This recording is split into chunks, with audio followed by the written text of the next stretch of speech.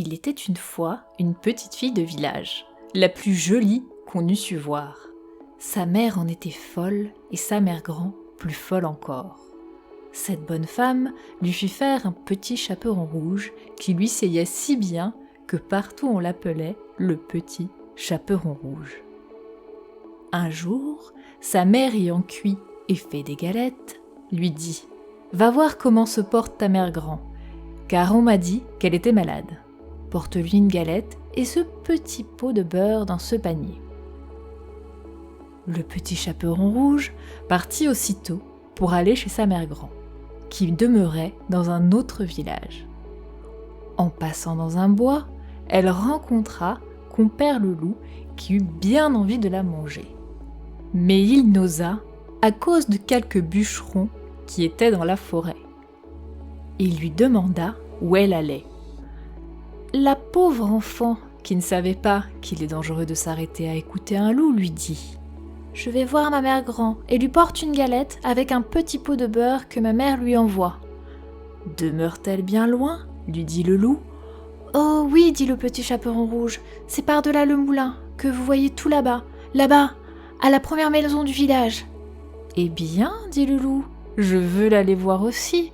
Je m'y en vais par ce chemin-ci et toi par ce chemin-là, et nous verrons qui plus tôt y sera. » Le loup se mit à courir de toute sa force par le chemin qui était le plus court, et la petite fille s'en alla par le chemin le plus long, s'amusant à cueillir des noisettes, à courir après des papillons et à faire des bouquets de petites fleurs qu'elle rencontrait. Le loup ne fut pas longtemps arrivé à la maison de la mère grand. Il heurte la porte, toc toc.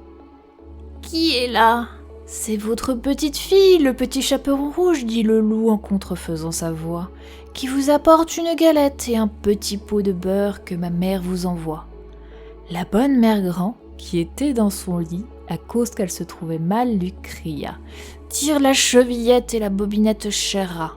Le loup tira la chevillette et la porte s'ouvrit. Il se jeta sur la bonne femme et la dévora en moins de rien, car il y avait plus de 3 jours qu'il n'avait mangé. Ensuite, il ferma la porte et alla se coucher dans le lit de la mère grand, en attendant le petit chaperon rouge qui, quelque temps après, vint heurter la porte. Toc toc. « Qui est là ?» Le petit chaperon rouge, qui entendit la grosse voix du loup, eut peur d'abord, mais croyant sa mère grand enrhumée, répondit « C'est votre fille, le petit chaperon rouge, qui vous apporte une galette et un petit pot de beurre que ma mère vous envoie. » Le loup lui cria, en adoucissant sa voix « Tire la chevillette et la bobinette, cher rat !» Le petit chaperon rouge tira la chevillette et la porte s'ouvrit. Le loup, la voyant entrer, lui dit en se cachant sous la couverture « Mets la galette et le petit pot de beurre sur la table et viens te coucher avec moi. » Le petit chaperon rouge va se mettre dans le lit, où elle fut bien étonnée de voir comment sa mère grand était faite en son déshabillé.